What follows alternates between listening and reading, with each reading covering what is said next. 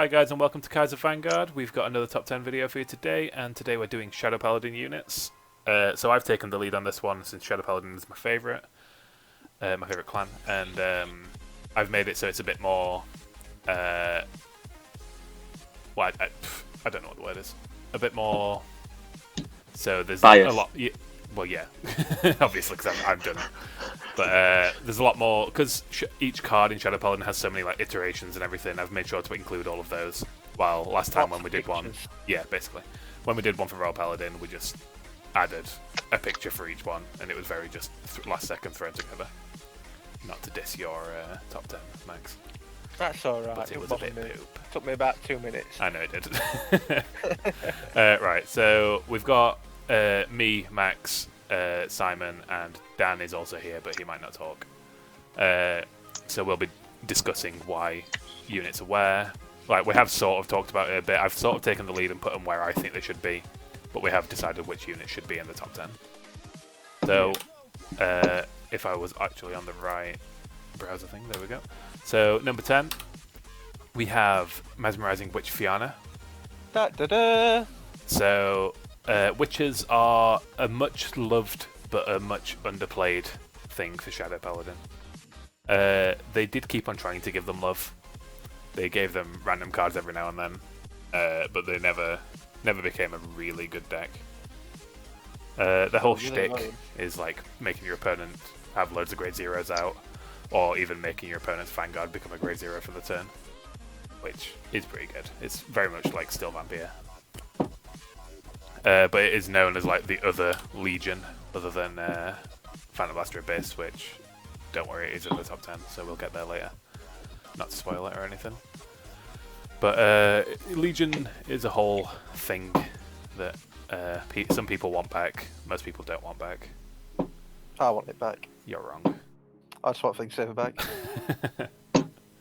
Don't release any of the others, just Thing Saver. Any thoughts on Fianna? Anyone? Anyone have any specific feelings towards them or anything? I think the main thing about Witches, why people like it, probably isn't Witches themselves, but the characters that played it in the anime. Ratu was a really liked character. She was really funny. And yeah. I think that's probably where most of the memes come from. You can only play the deck if you have a 12 box of donuts with you at all times. Yeah, and every time you ride, you've got to go da da da, or whatever it is that she does. I thought it's dun da da da. Yeah, that, sure. Yeah, so I think it's just the artwork. Mainly people like Witches because of the artwork. The artwork is quite. It's like nice. dark. Yeah, it's like Dark Witches. Dark Witches is like, I don't know, like lots of animes. People like watching that type of anime, like that art style, like Dark Witches type thing. And obviously, it is like the only sub-clan for Shadow Paladin that's like an all-female-based clan. It's equivalent to like Jewel Knights. Yeah, basically. The Shadow Paladin Jewel Knights. I like Witches. Was the first Witch Valhar the set 5 one? Yeah, I think so. That's the first Witch. Yeah, they obviously when she came out, they weren't planning on making Witches as a sub-clan or anything. I don't think. I thought it was in the main. Oh, no, this is the main. Yeah, in the main. Probably. I've also just realised that the Bushy Road All Rights Reserved thing at the bottom is spelt wrong. They have spelt reserved wrong, so good for Bushy Road. Right, moving on. Number 9, we have Darkness Maiden Maka. Oh, it's my favourite. Yeah, I think this is a lot of people's favourite Shadow Paladin unit, to be honest.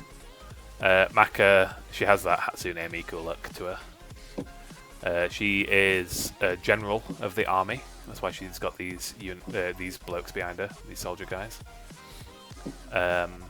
She's had a couple of different iterations. So obviously she had her first one in set 4. Then she's had a V redo, which the artwork is also very nice. It looks worse. I think it looks worse than the other one. I think the other one is the best. The original is the best. I'm always gonna have a better special place in my heart for like the originals of everything. So if I can get OR Macas, I will get OR Macas. Because obviously you can get it with the original artwork in V. Yeah. And then she did also come out with the worst artwork. It's not amazing artwork. It's still a pretty card and everything. It's just her worst artwork. Is that in the Ren? Yeah, it's in the Ren special deck. Yeah. Where I think she was very similar. No, not really. She was played in sometimes, but not very much. He got another attack in. It was before Dagda came out. Is it Dagda? Yeah. So she was. I think she was like on attack count plus 1 core unit from your deck. Yeah, I like that she's got the Tony Stark arc reactor on her hip. And then I've also included a picture of Tartu in here because Tartu was Maka's like disciple. Maka like taught Tartu how to fight and everything, and she became became part of the army in Revengers. So there is no Revenger Maka card. When Revengers came about, Tartu replaced Maka's spot. I thought Revenger was like the upper class version of, like they're the special ops, like like Ambu Black Ops. Yeah, they are. Yeah. But they do say that about every single archetype. They say that about Dual Knights and Liberators as well. They just say, oh, these are the elite ones. Yeah. They sort of just add that to all of them, really. It's just like, oh, these are the elite things. It's like saying Flogel, the elite ninja dog of Royal Paladin, or some crap like that. So on to number 8, we have Claret Sword Dragon. I know a lot of people would put him a lot higher, because a lot of people do really like Claret Sword. I personally have very little love for Claret Sword, because I've never really enjoyed playing any of the Claret Sword decks. I've always been a Blaster fan, mainly, and I even enjoyed Luard a lot more than I enjoyed Claret Sword. Yeah, I mean, he had a cool person that played him. Yeah, Kanzeki was great. And it does mean you can shout weaknesses sin whenever you play against people. Yeah, or just ride in on a horse if you want to go down to your local game shop. Or make loads of JoJo's references. Yeah, that's it. So Claret Sword's had a couple of iterations as well, so obviously he got a V reboot as well. Interesting thing is that they actually changed the name for the V reboot. So original Claret Sword Dragon is called like Supremacy Something Dragon, Claret Sword Dragon. And then they just changed the name to just basic Claret Sword Dragon in V. He's not Supreme anymore. No, he's slightly less Supreme. He looks a lot more unhinged in the V reboot, I can see. I think he looks cooler. It doesn't look like a dragon, really. No, I mean, that doesn't look a whole lot like a dragon either. No. Maybe it's just a head is a dragon, Yeah. and then... He's got rabbit ears. Obviously, Claret Sword in V has made some impact. Like, it is actually a good Shadow Paladin deck. It's not as consistent as Mordred, or as good in my opinion, but it is still a good Shadow Paladin deck, to be honest. Right now, it's really good in premium because you use the one that copies the effect. Yeah, so in Japan they got a card, a new stride that can copy the heart card, like copy the skill of the heart card. Yeah, so it's doing really well. But is it doing well in Japan then? In like Japan? Yeah, it's the best. Yeah, it's the best Shadow Paladin build right now. Oh, wow. Yeah. That's cool. And then he did also get a new grade 3, which is Claret Sword Revolt, I think. Towards the end of the game, so I think this was like set 11 or 12 in G, where he also got his own new stride as well, which I think I put way after. But obviously he's got Aura Geyser as well. Aura Geyser was like the Kanzaki's main card after Claret Sword. So I've just thrown these in the same thing. They don't really have that much to do with each other, because like obviously Aura Geyser Dragon can be played on his own. The same with Aura Geyser Doomed. But this is the Claret Sword Stride. Helheim. Yeah, Helheim, yeah. Which it didn't exactly impact the game very much either. It was played in a lot of Shadow Paladin decks, but it didn't do a whole bunch. It was a situational stride, to be Yeah, honest. it's very, very situational. Because it's basically, if your opponent G-guards or perfect guards while he's out, you get to call some grade 1s from your deck. It's a good card, but obviously Luard has a lot more better strides, and that was the main stride deck that was being played while he was out. Moving on to number 7, we have Mordred Phantom. So this is the original Mordred Phantom, the Break Ride, that came in the trial deck. And then he also got a redo in V as well. He wasn't as like game impacting in Basic, in my opinion. Like, obviously in V, right now, Mordred Phantom is like the best Shadow Paladin build. I think he impacted back in the day with Raging. He did when it first came out. But obviously he didn't impact it as much as Raging did. That's the main thing. Raging was still your main card. He was just, I'll ride you for a turn and then I'll go into Raging Form Dragon. I guess. He's the I'm definitely not Gancelot card, really, isn't he? Basically, yeah. He's like the dark. Yeah, Shadow Paladin units are mainly based on Royal Paladin units. It's like, well, let's do a dark version of this unit. Let's get a dark version of Akane. Well, let's make Maka. Let's get a dark version of Gancelot. Let's make Mordred, and so on. What's the law? What's the law on Mordred? So Mordred, he sort of came out of nowhere when Blessed Dark disappeared. Because obviously, in original Vanguard, you've got all the clans, and then in the second season, Royal Paladin, Shadow Paladin, and Kagero all disappear. So in actual Cray, Shadow Paladin didn't disappear; it just Blessed Dark disappeared, and then Mordred came about to help them fight, and then people sort of like thought he used to be a dragon or something. Like some big dragon disappeared, and then Mordred came out of nowhere and started helping with everyone. And that's because he was like a sealed version of Phantom Blaster Dragon at one point. Yeah, a lot of people did, but it turns out that he's actually Drag Ruler Phantom. A lot of people also still think that Drag Ruler is just Phantom Blaster Dragon. But it's not, right? As far as I can tell, it's not. As far as I've read in the lore, it's not. It is a different dragon. Okay.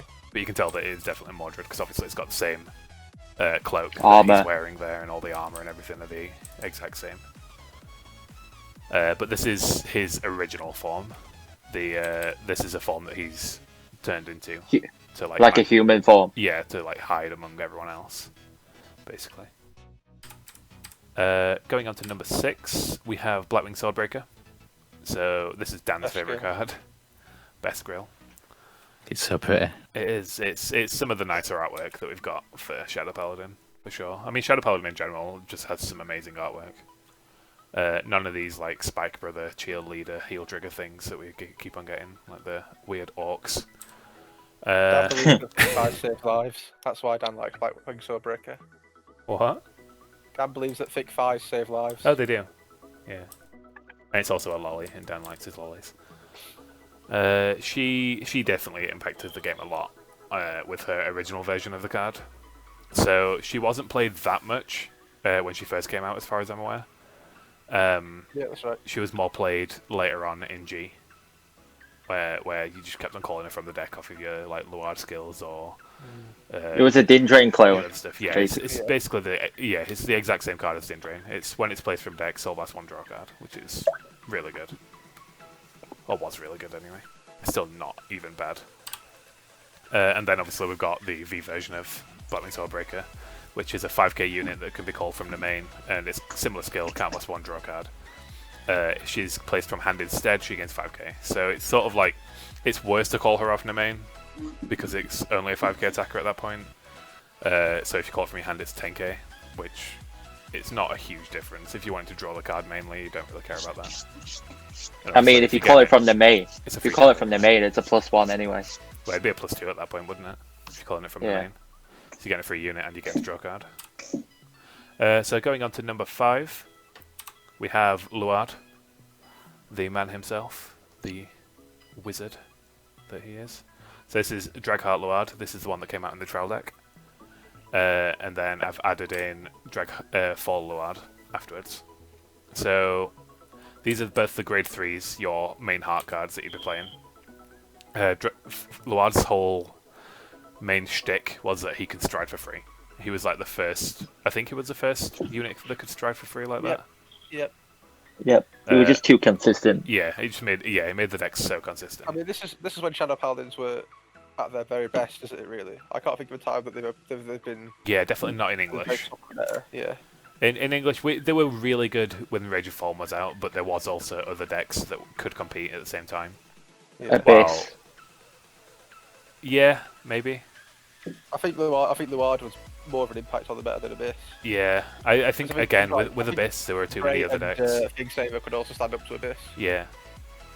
I think Luard just crushed nearly everything it played against. Yeah, Luard, there wasn't much that it just straight up lost to when it was in G, to be honest. It just abused so many different things. It abused a perfect guard, it abused Blackwing Swordbreaker, it abused being able to stride for free. Yeah, it abused Aura Geyser at the beginning as well. Yeah, it was just nuts.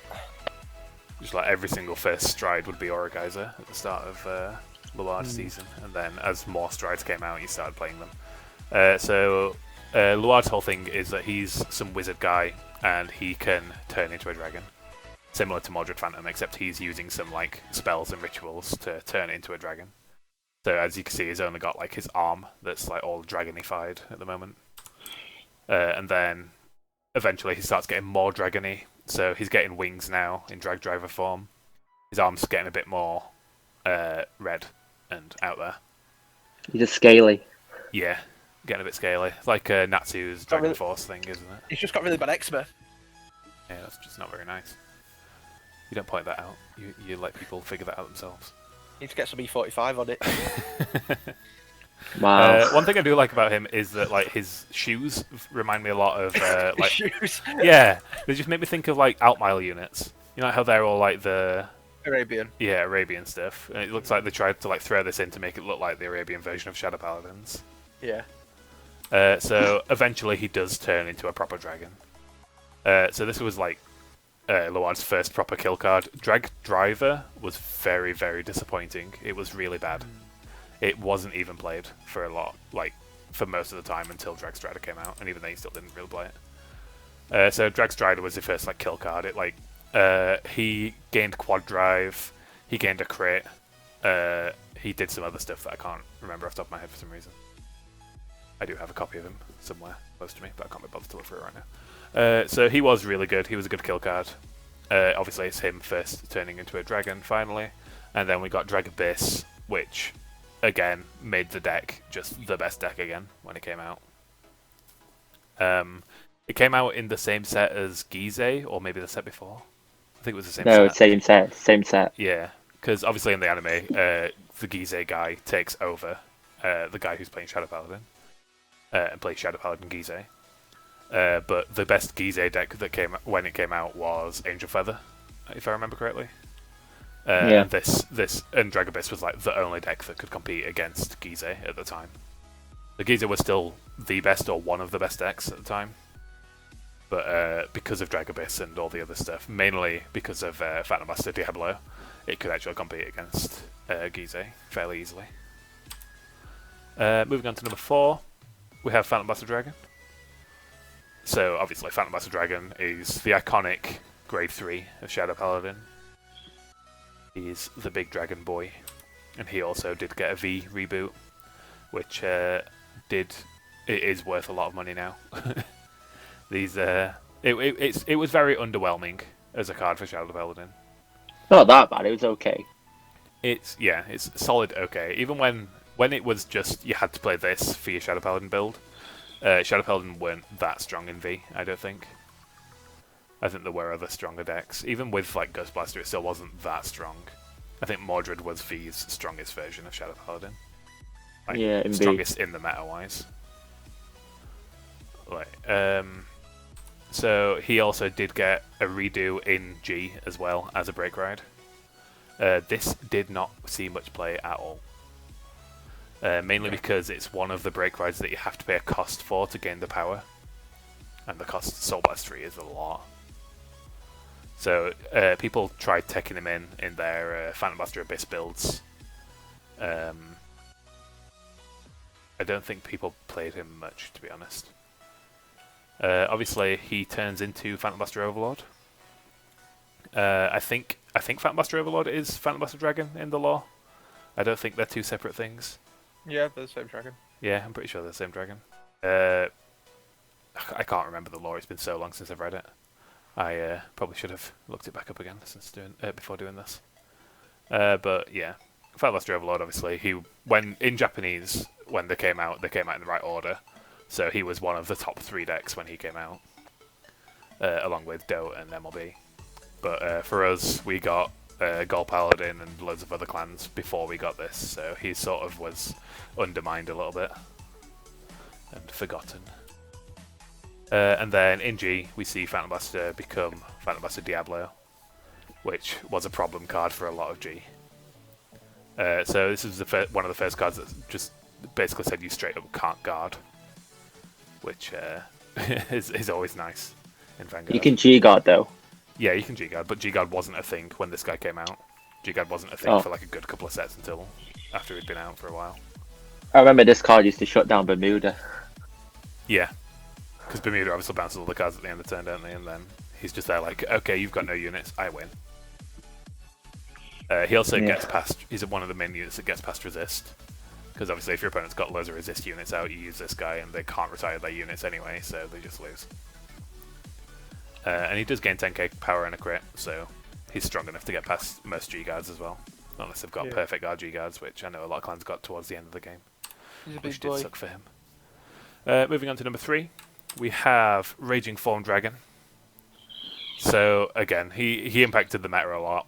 I moved him down a lot further in the list to number 3 from the 10s,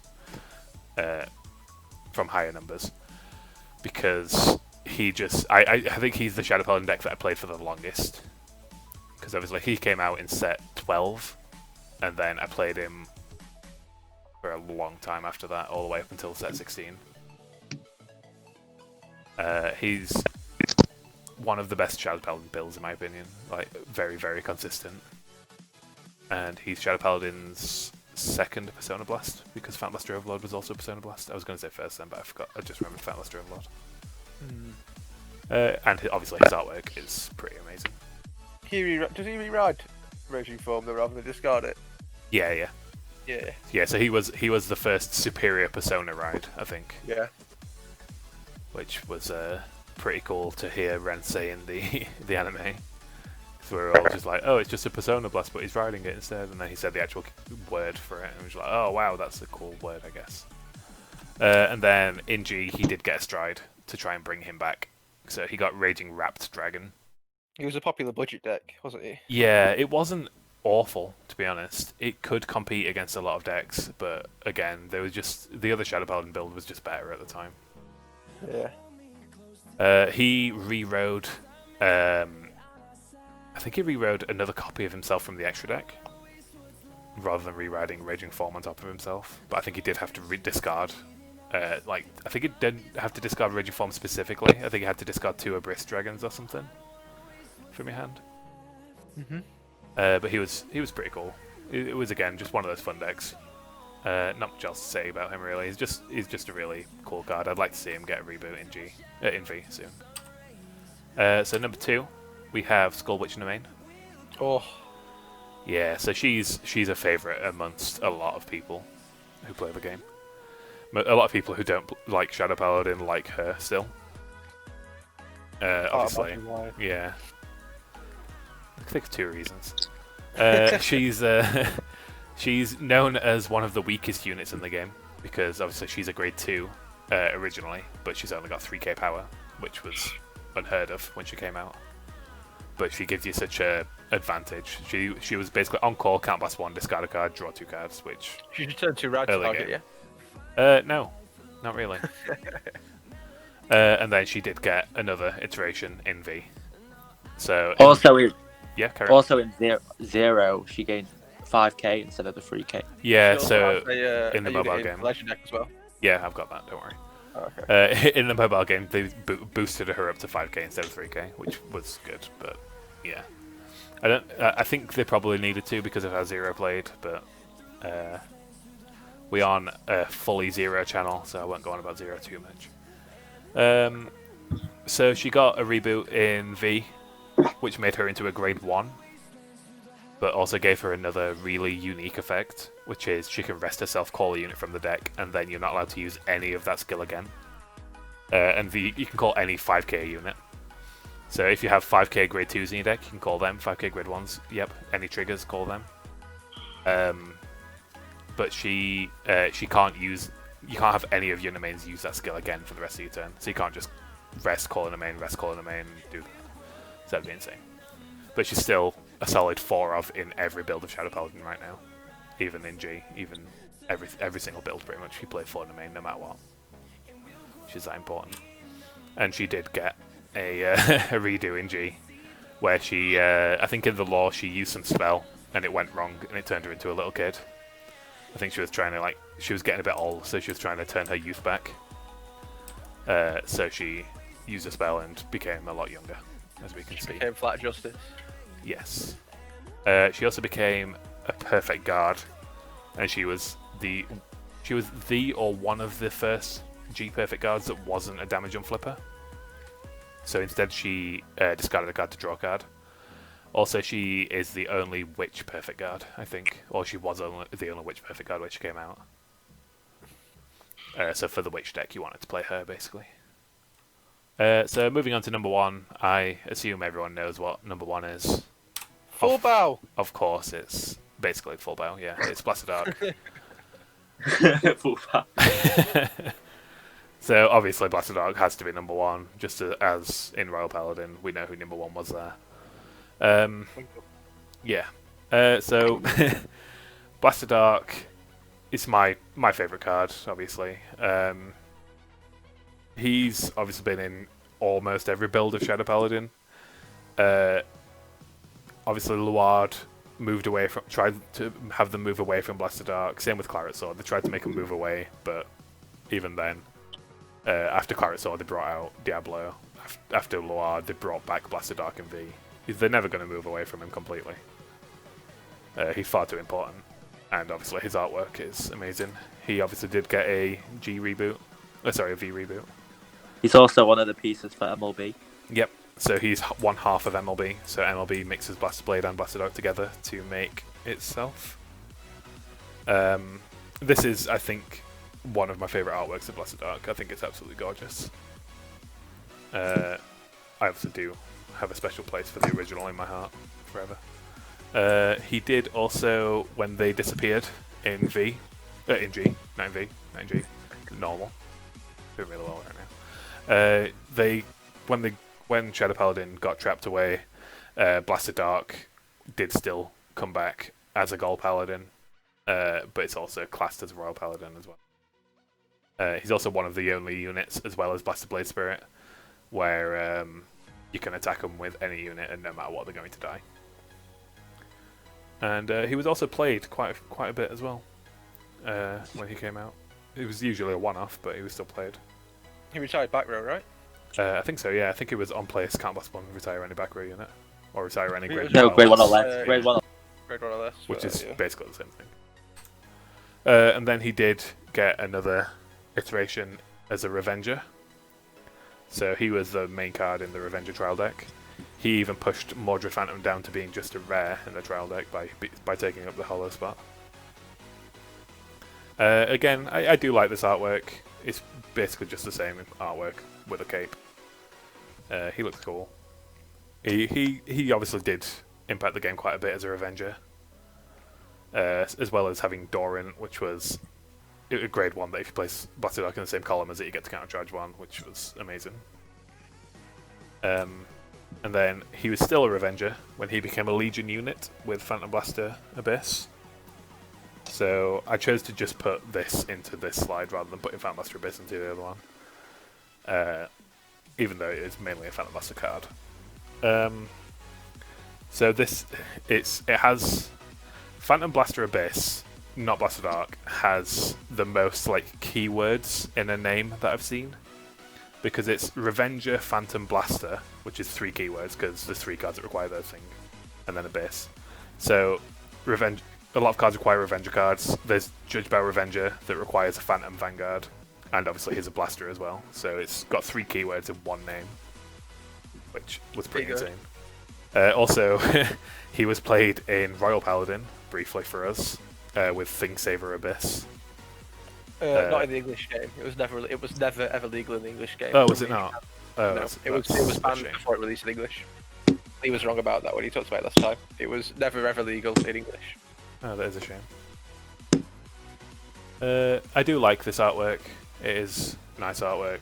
It does look like Blaster Dark is wearing lipstick, but other than that, it is good. It's not the nice one with the pink background though. That came with the special pack. Yeah, but that one doesn't have a proper artwork of it. It's just 2 cards that you put together. Yeah. This version was the only one with proper artwork, as far as I could find. And then he did get another iteration in G, where he finally became a grade 3. So Phantom Blaster Diablo is a stride break, where you stride on top of him, can't blast 1 retiree unit, which with Phantom Blaster Diablo was insane. He doesn't change much to his look from his Revenger build, where he's still got the cape, although it looks like it might just be like a scarf now. because it looks like just two little bits of thing. And he's got a couple of gold feathers on his armor now as well. He came out in the Legend deck. He impacted the game a lot, to be fair. When the Legend deck came out, probably a third of every tournament would be playing a Shadow Paladin deck of some build. And that is actually our last slide. That is all of his iterations. So that'll be the end of this video. If you agree with what we said in the top 10, let us know. If you disagree, let us know what your top 10 would be, or where you'd move our choices to. And thanks a lot for watching, guys. We know Shadow Paladin is obviously a fan favourite clan, and we'll be moving on to another fan favourite clan next time, with Gold Paladin or Kagero next, I'd assume. Maybe even Oracle. Yeah, probably Oracle. We'll see what we do. Look out for the next top 10 video, and thanks a lot for watching. Bye.